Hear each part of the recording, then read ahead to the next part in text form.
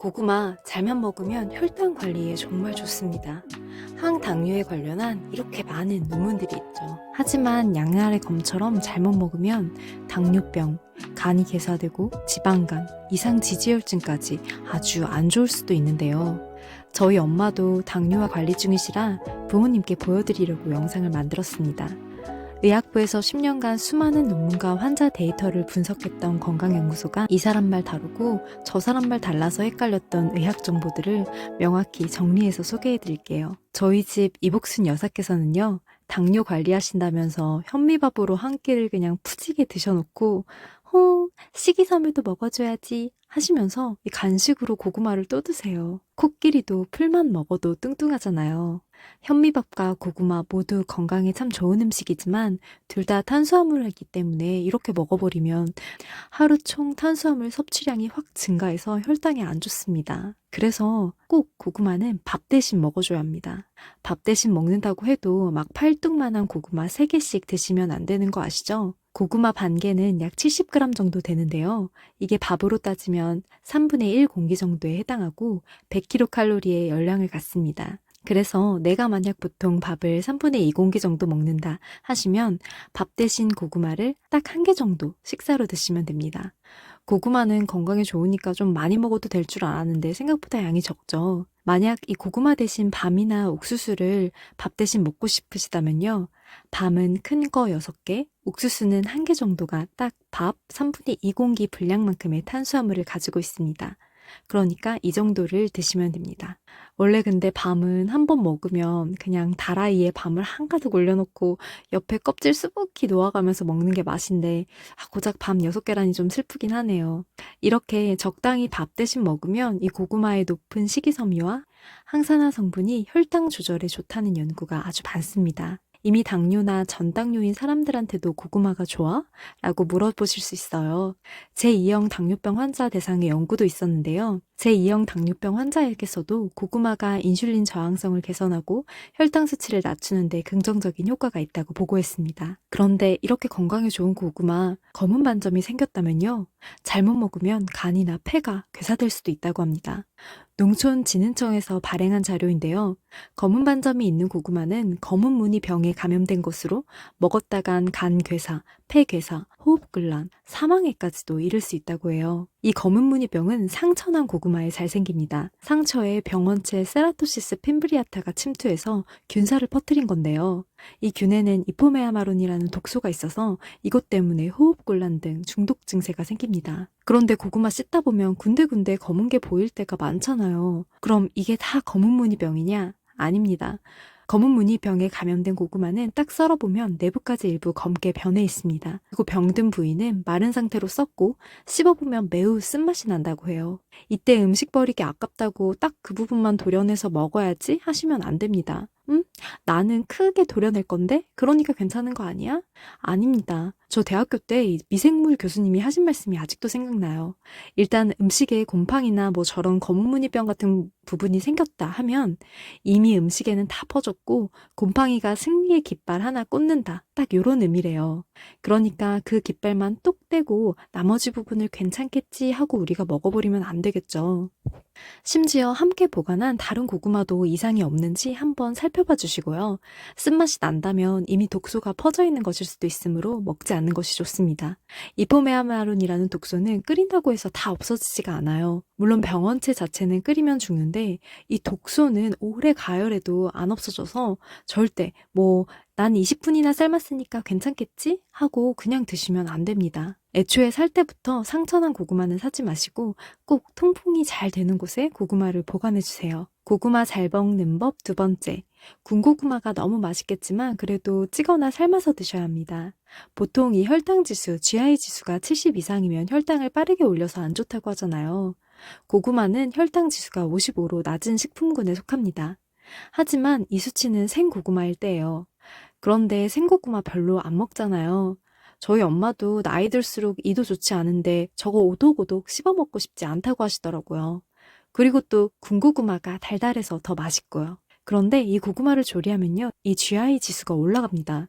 특히 군고구마는 이 표를 보시면 GI 지수가 무려 90까지도 올라가죠. 이 정도 수치면 달달한 도너츠보다 떡보다도 높은 수치입니다. 반면 찐 고구마는 60에서 70 정도예요. 그러니까 군고구마는 절대 혈당을 천천히 올리는 음식이 아니니까 되도록 고구마는 쪄서 드세요. 고구마 잘 먹는 법 네 번째. 밥 반찬으로 먹는 고구마를 조심하자. 튀김은 정말 신발을 튀겨도 다 맛있죠. 그리고 설탕까지 투하하면 바로 이 음식이 고구마 마탕입니다. 튀김과 설탕을 다 한 거죠. 이건 칼로리도 높고 게다가 고구마의 탄수화물에 설탕까지 가세해서 혈당과 내 몸무게를 빠르게 올립니다. 게다가 마탕은 보통 밥 반찬으로 많이 드시잖아요. 그런데 이게 반찬이니까 밥은 똑같이 원래대로 드세요. 이게 문제가 됩니다. 밥에 탄수화물까지 다 해서 고구마 마탕 먹는 날에는 거의 혈당과 칼로리 파티가 되는 거죠. 게다가 만약에 카레밥이다 하면 거기에 들어간 감자, 그리고 반찬에 감자국, 고구마전 이런 것까지 다 같이 드시면 나는 밥 그렇게 많이 안 먹었는데? 라고 하셔도 탄수화물을 엄청 드시게 된 거예요. 그래서 반찬으로 고구마 마탕이나 고구마 전을 드실 때는요, 밥량을 조금 줄여주셔야 해요. 또 튀긴 음식을 좀 자제해서 총 칼로리를 조절해 주셔야 합니다. 혈당 관리에는요, 혈당 자체도 중요하지만 총 칼로리 관리가 굉장히 중요하거든요. 왜냐면 당뇨가 있는 사람이라도요, 이 혈압이나 허리둘레, HDL 콜레스테롤과 중성지방만은 잘 관리해줘도 비당뇨인과 똑같이 건강하게 쭉 잘 살 수 있다는 연구 결과가 발표되었기 때문이에요. 이미 내가 당뇨가 있어도 비당뇨인보다 사망률이나 심근경색, 뇌졸중, 신부전증이 절대 더 높지 않다는 거예요. 너무 좋죠. 저희 엄마에게도 꼭 말씀드리고 싶었어요. 뉴 잉글랜드 저널 오브 메디슨이라는 학회지는요, 정말 세계에서 가장 권위 있는 학회지 중에 하나입니다. 여기에 올라가는 논문을 일단 좀 믿고 봐도 된다는 말이에요. 회사도 왜 삼성하고 동네 핸드폰 가게하고 비교가 안 되듯이 이런 논문이나 학회지도 급이 있거든요. 모든 논문이 다 믿을 만한 건 아닌데 여기에 실렸다는 건 일단 좀 신뢰도가 높다는 뜻입니다. 2018년에 게재된 연구인데요. 스웨덴에서 무려 약 20만 명의 당뇨병 환자와 130만 명의 비당뇨인을 5.7년간 추적 관찰한 결과입니다. 연구 대상자 숫자도 많고요. 5.7년이라는 기간은 보통 연구들보다 긴 기간에 속하거든요.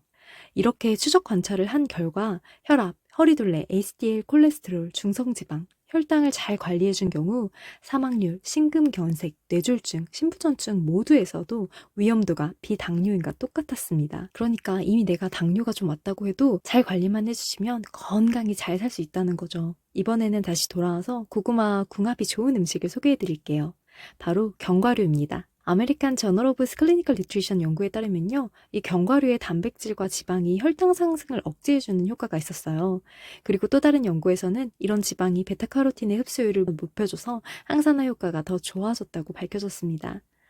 그렇지만 견과류도 막 다라이로 한가득 먹으면 안 되겠죠. 이 견과류는 칼로리가 높기 때문에 보통 1회 분량을 잘 지켜주셔야 돼요. 1회 분량은 땅콩은 8알, 아몬드는 7알, 호두는 1개 반 정도가 적당합니다. 고구마를 잘 보관하는 방법도 중요한데요. 최악의 보관법은 냉장고에 그 고구마를 비닐에 그냥 꽁꽁 묶어서 보관하는 것입니다. 조리하지 않은 고구마를 이렇게 보관하게 되면요, 비닐 안에서 통풍이 되지 않아 곰팡이가 쉽게 번식합니다. 또 냉장고가 습하기 때문에 더 빨리 썩게 되죠. 고구마의 최적 저장 온도는 7도에서 10도 정도인데요. 보통 냉장고의 온도는 0도에서 4도 사이기 때문에 이러한 저온이 고구마의 당분을 전환시켜 맛도 변하게 되고 또 텍스처도 흐물흐물해질 수 있습니다.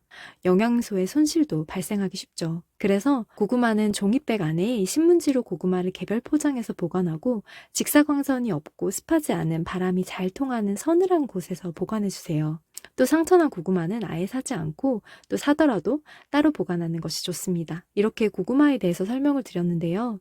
하지만 아무리 좋은 음식이라고 해도요, 한 가지 식품이 특정 질병을 싹 치료해준다는 건 없다는 점도 꼭 같이 기억해 주세요.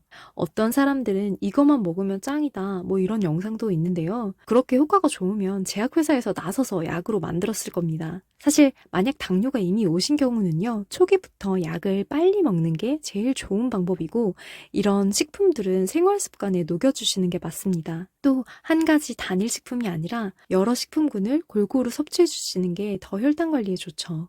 제가 고구마가 당뇨에 좋다고 말씀을 드렸다고 해서 고구마만 계속 먹는 건 좋지 않다고 말씀을 드리는 겁니다. 저도 제약회사에서 정말 많은 약들을 받지만요. 이 당뇨약은 절대 내성이 생기거나 부작용이 심한 약이 아닙니다. 보통 당뇨가 있으신 분들은 약을 늘린다거나 인슐린 치료를 시작할 때 굉장히 부담스러워하시고 거부감을 느끼세요. 그런데 당뇨의 경우에는요. 여러 연구 결과들을 보면 이 뒤늦게 조금씩 용량을 늘리거나 추가하는 것보다 선제적으로 약을 처음부터 양을 늘리는 게 혈당을 조절할 수 있는 방법이라고 밝혀졌어요. 그러니까 논의같이 검증되지 않은 식품을 막 가루로 만들어서 홈쇼핑에서 파는 거 이런 거 사셔서 많이 먹지 마시고 꼭 약을 먼저 잘 드셔주셔야 합니다. 오히려 논이가루 같은 걸 천연식품이라고 해서 과량 섭취해가지고 간이 망가진 사례들도 많이 보고되었거든요. 그리고 예전과 달리 최근 당뇨병 치료 추세를 보면요. 아무리 당뇨병 초기라도 바로 병합요법, 즉 여러 약을 써서 이 초장부터 혈당을 빠르게 낮춰주는 치료법이 추세니까요. 꼭 일찍부터 관리해주세요.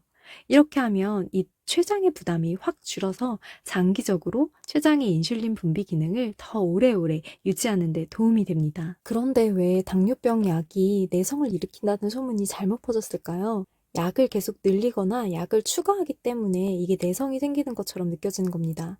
하지만 약 종류를 추가하고 또 약의 용량을 늘리는 건 이 약에 내성이 생겼기 때문이 아니라 당뇨병 자체가 진행하는 병이고 또 의사의 판단에 따라서 초장부터 병합요법, 즉 여러 약을 한꺼번에 쓰는 게 좋다고 판단됐기 때문에 그렇게 늘리는 것입니다.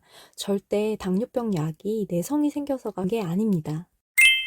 고구마는 달아서 당뇨나 몸에 안 좋다고 생각하시고 아예 피하거나 먹을 때마다 죄책감을 느끼시기도 하죠. 하지만 모든 음식은 잘만 먹으면 가장 좋은 보약이잖아요. 오늘 영상으로 고구마 올바른 방법으로 드시고 더더 건강해지시길 기도드립니다. 세상의 모든 부모님 잘 키워주셔서 감사합니다. 사랑합니다.